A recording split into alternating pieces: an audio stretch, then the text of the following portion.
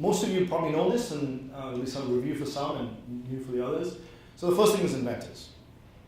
And we have to understand who are the inventors of a patent application, and then we'll talk about that in a minute. Then the specification, which is actually the text of the patent that we all have such trouble writing, and the claims themselves, which define the scope of protection that you've got, that you're asking me as the patent examiner for. So we'll go these one by one. You are not an inventor if the idea came from somebody else and you were merely directed to do stuff. So yeah, you could be an author on something even though you were just merely directed. So Diane as a PI, she told her graduate student to go do something. You do, right? You put the graduate student on the paper. But you would not, under those circumstances, you would not be an inventor. So this is a really key point. We're going to take time to emphasize it. So for those of you who get all upset that you are not, this is the reason why. Okay. So we haven't really gone into specifics of this claim, but I just put a few of them here. And what we'll see is that these claims were invented by these four inventors here. Okay, Gilbert, Broom, B-BIC, and Sartorius. Now, all four of them had some contribution to at least one of these claims.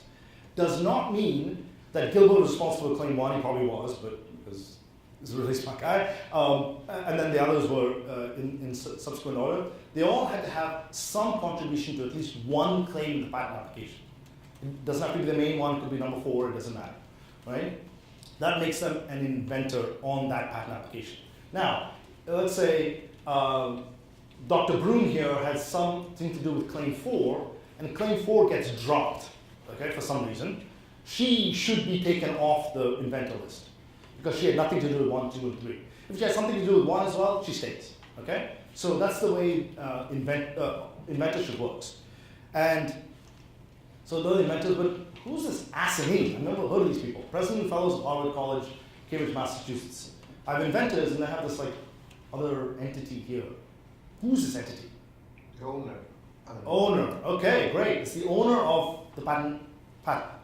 And who are the President and Fellows of Harvard College? Who are they? Are we sitting in a place that's owned by them? Or standing, I guess?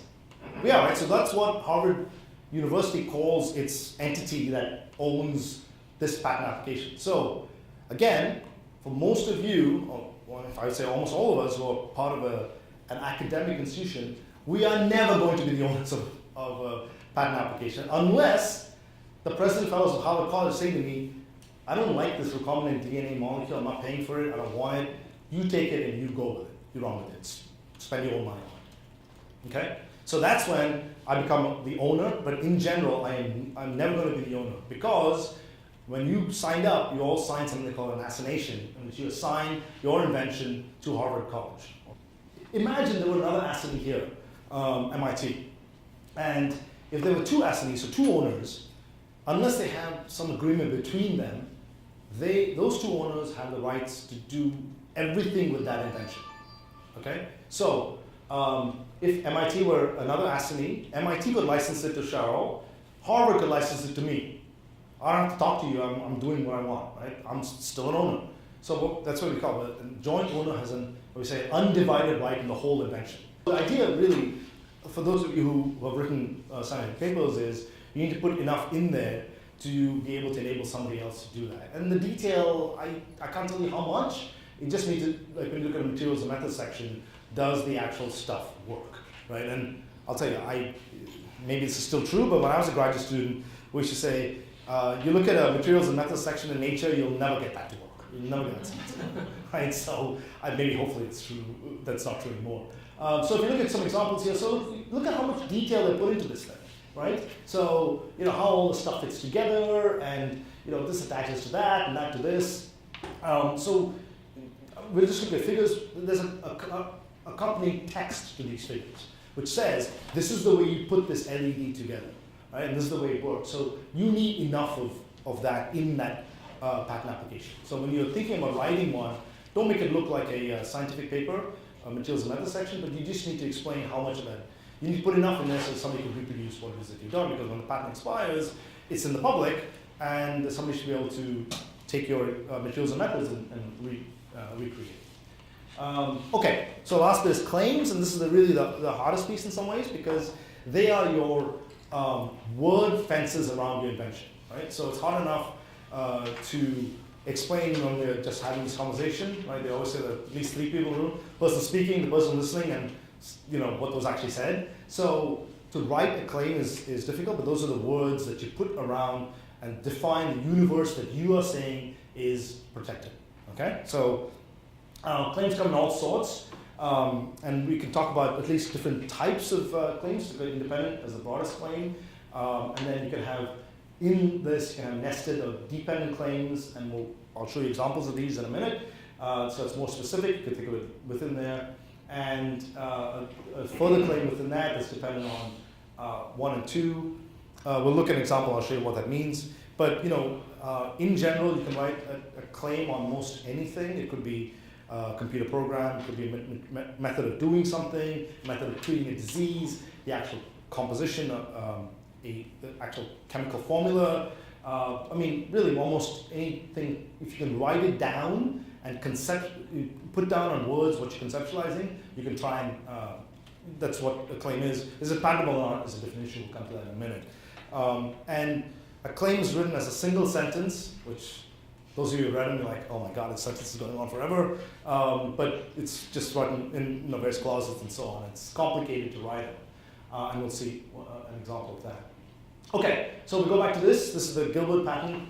And for those of us who are old, remember when this stuff was being actually done and used.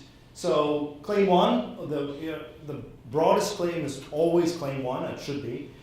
If the examiner is doing his job correctly or her job correctly, when the patent is issued, they always put that as the broadest claim is claim 1. So we have recombinant DNA molecule with a bacterial gene and a non-bacterial gene. Okay, let's just start with that. So recombinant, right? So that tells us that it's not, we put something together. What do we put together?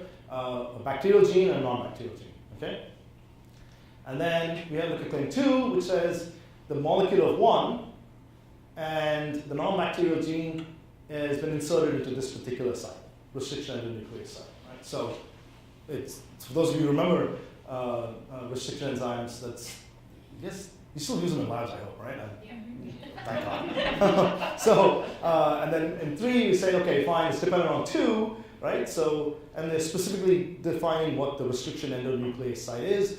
And I was talking to Michelle about this. In my day, this used to be called PST1 because I guess there was more than one. So, but yeah, so in Gilbert's day, this was just the restriction endonuclease is a PST site, right? So it's telling us, we come down to 3. 3 says, at this PST site, I have stuck this non-bacterial gene. Okay, so further defining broad claim to narrow claim.